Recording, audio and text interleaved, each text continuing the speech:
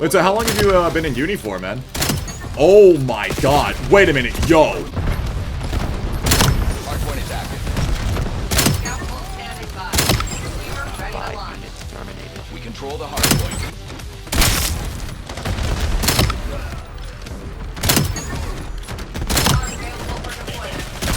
Oh, man. Yeah, dude, this thing is just, yeah. That Prestige handguard, absolute game changer on this thing. What's going on, guys? It's Rage, and welcome back to some more Black Ops 7. Here for today's video, I just recently finished out unlocking all of the Diamond and Arclight snipers within Black Ops 7, so I wanted to do a comprehensive guide, the ultimate guide to sniping here in Black Ops 7. Breaking down all of the attachments, collateral testing, how to go about doing some of the camo challenges, all that kind of stuff. I feel like this video is going to turn out to be a little bit longer. It's going to be more of an informative video, but here for the intro, I want to go through at least some of the attachments and break down the specific need-to-knows of the snipers. I especially want to quickly break down the attachments in more of a too long didn't watch kind of way, just so you guys can get some quick bullet points. And then for things later in this video, I have a whole bunch of highlights, the whole highlights from collateral testing and breaking down specifically why I use the attachments that I do. So with that, be sure you check the timestamps down below. Two quick things before I break down the attachments. I will be leaving the build codes in the description below because that's a thing now. In Black Ops 7, you guys can just copy and paste the build codes,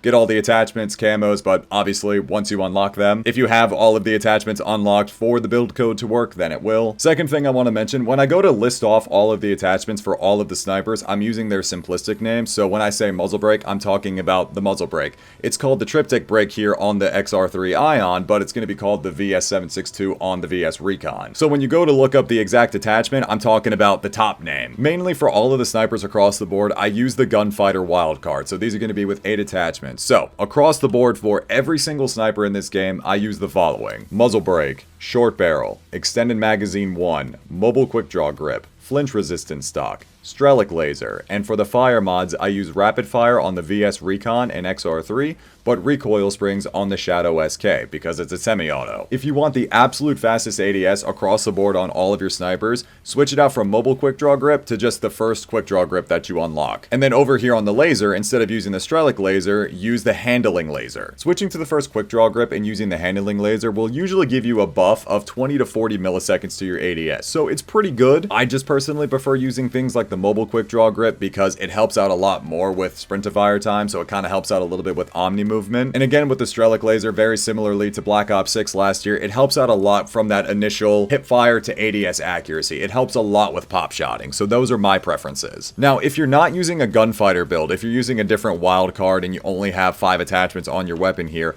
I would personally focus on the back 4 attachments. And then you can mix and match whatever you want to do here for the first 5, but again, I would typically focus on these. Truth of the matter is, a lot of the attachments that you really need on snipers, you don't get until you pretty much max them out. Now again, across the board on all the snipers, when it comes to the Underbarrel, you could pretty much use whatever handguard you want because they're all pretty beneficial. Over here on the Shadow SK, it's not an Underbarrel handguard, it's the comb. But again, they all serve the exact same purpose. So on the Shadow SK, you can pick whatever you want out of this. And like I was just saying with the XR3 ION, over here on the VS Recon, you can use whatever handguard you want, whatever you're comfortable with, but the moment you prestige this, you need this handguard. The MFS R-Stop handguard is by far the biggest crutch attachment for this weapon. It's an absolute game changer. The gun does not move. It is crazy stable. It really does feel closer to the actual DSR from BO2. None of this like crazy breaks or anything like that while you're in scope. It is insanely good. And that's the perfect segue into the next thing I wanted to talk about real quick with the prestige attachments, because this is the only one that's actually worth it. The 2 prestige attachments that you get on the XR3 ION and the Shadow SK are nowhere near as good as this handguard for the VS Recon. They're just not. The prestige attachment on the ION is this 3x3 compensator, which again slows your charge time down and gives you a slower ADS. It gives you better stationary hip fire, but it's still not that great. It gives you a 50% bonus to your hip fire spread, but it absolutely tanks your ADS going all the way down to 780 milliseconds. With the build that I typically use on the XR3 ION, it's about 630 milliseconds. It goes down to 593 milliseconds if again you switch out that quick draw grip and the laser. But also, as you can see with the XR3 ION, looking at the damage profiles here, it is 99 to the chest. Basically, in core, you have to hit them in the neck or in the head. The way that I went about doing the Ion, I just went straight into hardcore for this because it's just, I don't know, it does not feel very good to use in core. Especially considering the fact that you have to get 15 long shots, get 50 eliminations without any attachments equipped to it. 2 kills without reloading 10 times is very easy, but when it comes to the long shots, there are a couple of maps that do work really well for it. Of course, you can try Skirmish 20v20, but that has armor in that mode. I don't know if that's actually worth it. I haven't tried it yet. Throughout the course of the video, though, the main maps that you'll see me get some long shots on are Homestead and Colossus. Some other classic ways of getting long shots would either be Raid sitting in the bedroom looking at that head glitch, or if you play on Express, you can sit on the staircase and look across the entire train tracks to that other head glitch. Those are great for long shot spots. Next up, the prestige attachment on the Shadow SK is the Convergence Box Laser, which again gives all hip fire spread and sprint to fire speed. I just don't think it's as good as using something like the Handling Laser or the Strelic Laser, personally. It does give a lot of benefit to the hip fire spread. I honestly thought it was like a super steady aim laser when I first used it. Seems like as well it does give a nice little benefit to ADS as well at 510, which is pretty good. ADS time goes down to 466 milliseconds if you use that first quick draw grip and the Handling Laser. I just noticed this as I was editing this video. I was only focusing on ADS here, but I completely missed that it gives a 100% benefit to sprint to fire and jumping sprint to fire speeds. So if you use this laser while using a perk like Gung Ho, it's going to be instantaneous when you fire it. So I'm definitely going to need to try this laser again. Shadow SK, really nice sniper. Actually a very decent semi-auto that one-shots to the chest very well. Does 104 damage to the chest. Feels pretty good to use. Lastly over here, my favorite sniper in the game right now, the VS Recon. I have it set up so it's 533 for the aim down sight speed. Switching out the grip and laser takes it down to 491, but again, the most important attachment on this weapon is the prestige attachment, R-Stop Handguard. I cannot stress enough how good and how big of a game changer this truly is for this sniper rifle. I know this was definitely a lot to talk about and discuss, and I definitely didn't get through it as fast as I really wanted to, but that's just the full breakdown. I know there's going to be a lot of updates throughout the course of the year, as there typically are with sniping, but I can't really imagine there being drastic updates where these base attachments are going to change out across the board for all snipers. Once you get all the snipers maxed out, those are the attachments that I recommend. I'll again leave the build codes down in the description below. I really hope you guys enjoy the highlights. If you enjoyed this breakdown, let me know down in the comments what you think of it. Leave a like on the video if you enjoyed. Once again, thank you all so much for checking it out, and I hope you guys enjoy the rest of the video. BO3 versions are always overlooked. And yeah, Outlaw and Empire and BO3, gas pack. Oh, there we go, man. All right, finally, the PO6 is maxed out. I'm thinking about it like, I don't even really know what it could be.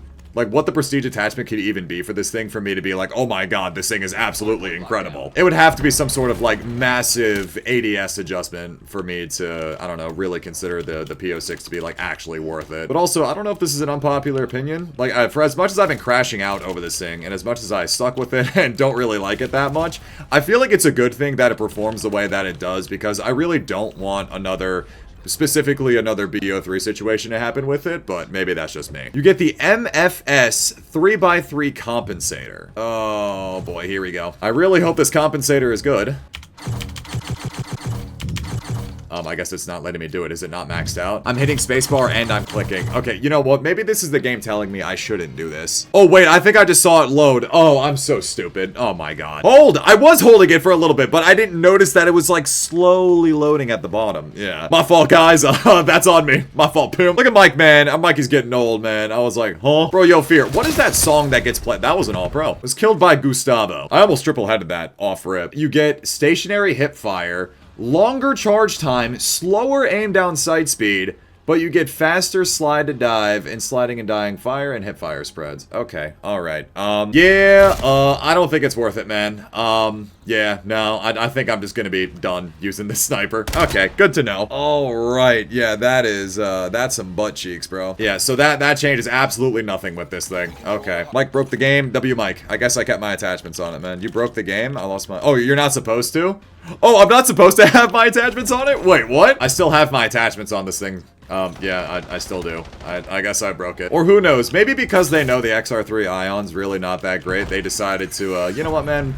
I survived that skewer. This is the greatest day of my life. Maybe they just decided that, hey, because it's not that great, you get to keep your attachments on it. Maybe. Definitely not, but okay. I need some, like, flinch resistance stuff on this thing. Point identified. Hardpoint locked down. What? Hold up.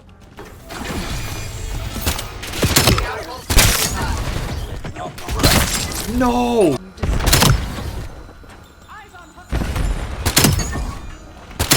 Hardpoint located.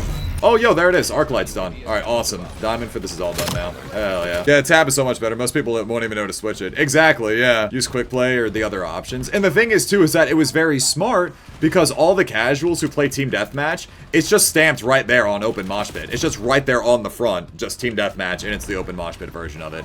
So most casuals literally are just clicking on that without even thinking about it. I know the wording of it had a lot of people very concerned, but I'm glad to see that it literally just is the same. But I will say, like, the one thing I don't like is just, it's one of those plausible deniability kind of things where it's like, yeah, well, the way we worded it can be, like, perceived in numerous ways.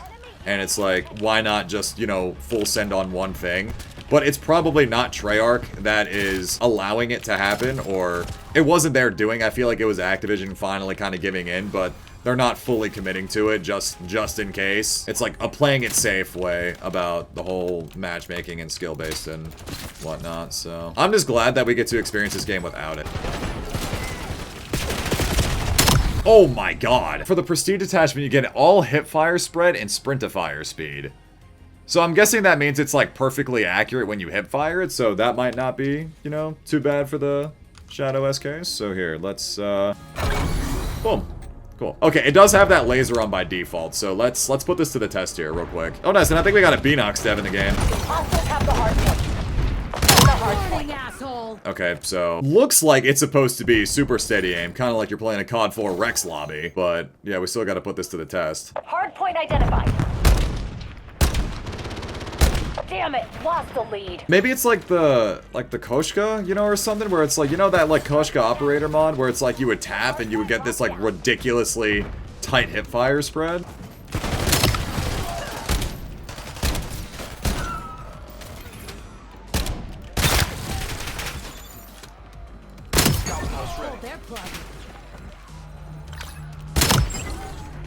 Yeah, maybe it's like meant for...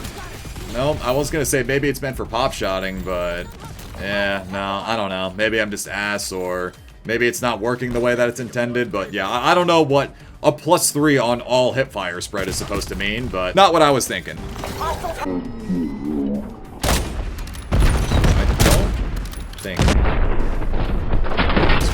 I don't think any of those missed, but sure, man. Got the hard point. Whatever you say, dude. Oh, nice. There's Arclight for the... Nice. Alright, awesome. There we go. I don't know. Will Ramos and Lorna is really, really good. Although I will say, I think their last album wasn't as good as this one. Like, as good as, like, Pain Remains, but it's pretty good. I think, like, the part of it, too, was that I think they released, like... Oh, I missed. I suck. I missed again. I suck. I think the problem was that, like, with Lorna's new album, is that they released, like, 5 of the songs as singles beforehand, so... I might change out this handguard. This one here, I have to say, actually looks really, really good. The motherfuckers R-Stop handguard, MFS. They got the motherfuckers handguard in this game. Hold breath duration, rechamber, even more rechamber stabilization, recoil and sway control while holding breath, and what is that, sprint-to-fire? Oh, aiming speed and sprint-to-fire time. So it increases your ADS even more. This might be the one sniper prestige that's actually worth it. This one, we might be in business. Be serious, please. I fear I cannot be serious in this moment. They called it the motherfuckers are stopping. Motherfuckers are not stopping this kill feed of the VSR. Do you feel me? Let me know, man. Wait, so how long have you been in uni for, man? Oh my god. Wait a minute. Yo. Okay, I didn't realize it made that much of a difference. Okay, yeah, the prestige hand grip attachment. Dude, this thing is so steady now. Yeah, that's crutch. That is absolutely crutch. Oh my goodness, this thing doesn't move. Yep, that's exactly what you need on the VS Recon. Prestige it, use that handguard. That's crutch.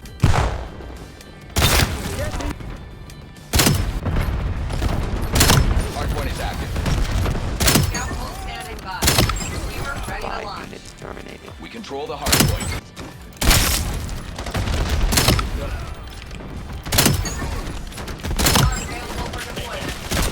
Oh, man. Yeah, dude, this thing is just, yeah, that Prestige handguard, absolute game changer on this thing. So here's how we're going to do this. For one, I do apologize for the green screen, but this map is the only one that we thought of that actually has like a decent range to test this where we can have the enemies run at us. I just smacked the mic, my fault. So what we're testing here again is the annual collateral testing. We're kind of seeing just how the base damage is. We're going to start it with snipers that don't have any attachments on it just to get a base idea, because if snipers can collat and all that stuff without any attachments, then we won't even really need to mix and match too much with attachments because they're only going to make the gun better. So without any attachments, again, it's very important to remember that the targets must be running for better registration. That's how it's always worked since Call of Duty 4. You need to have your targets running. So, stationary targets to the noggin. All right, 6 in one head is possible. Okay, that's good to know. What? Closer! We hit the closer! Okay, so the next thing that we're gonna test is here to the chest. Now again, with the Shadow SK, you have to hit them in the upper chest for the one shot. It's a pretty weak semi-auto, but as long as you hit him dead center of the thorax. Okay, it can quad without anybody even moving. That's really good to know. Okay, so again, Shadow SK can quad with no attachments, so you're pretty much fine however you want to build this. Which is a really good thing as well, because a lot of the builds and how I want to build them are going to be a lot more on speed. So things like FMJ aren't really needed. So that's good to know. Next one that we're going to do here is the XR3 ION. I mean, it can 5 in one head at long range. What's really important about this is the fact that typically, again, your targets need to be running for collaterals to register. So if the collats are registering on stationary targets, that's even better. Okay, so now let's try this to the chest. Yep, you can 6 in one on stationary targets. Oh my god. This has probably been the smoothest collateral testing yet. If the Shadow SK and the XR3 can do it, there's no way the VSR can. There's no way. All with no attachments, this now is the VS Recon. I'm not even gonna bother going for the headshot because we already know that, hey, if it's been 6 in one with everything else. Oh! Okay, VS Recon on stationary targets is surprisingly the weakest one. Okay. Alright. Holy shit, I tagged all the way through. Okay, so this just went completely against everything I thought how it was going to work. I'm gonna have to reset the game anyway because I forgot to set a score limit, but I was expecting the VSR to be the one to have 0 problems. Okay, so with FMJ you can quad, but you still tag the others. Ideally, again, you wouldn't use this, but just to test it, let's throw on the damage barrel. Now this is with the damage barrel and FMJ. And you can only triple with it. Yo, what is going on with the VSR? Okay, yeah, I don't know, man. I actually don't know. That is wild, man. So I've changed it over to the ballistic scythe that has all of like my main attachments on that I would use. So things like a rapid fire bolt and like all of the ADS attachments. If it's not quadding with FMJ or a damage barrel, then I don't think this is gonna make a difference. But all right, 3, 2, 1, go.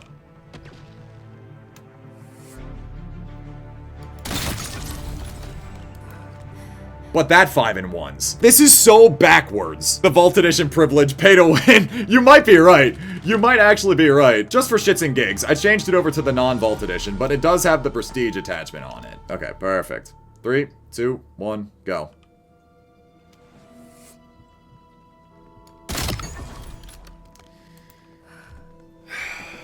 Yeah, literally, welcome back Modern Warfare Remastered, where collaterals just don't work the way that we intend to. Yeah, stationary, I figured that's not gonna carry. Last time, I'm so sorry. 3, 2, 1, go.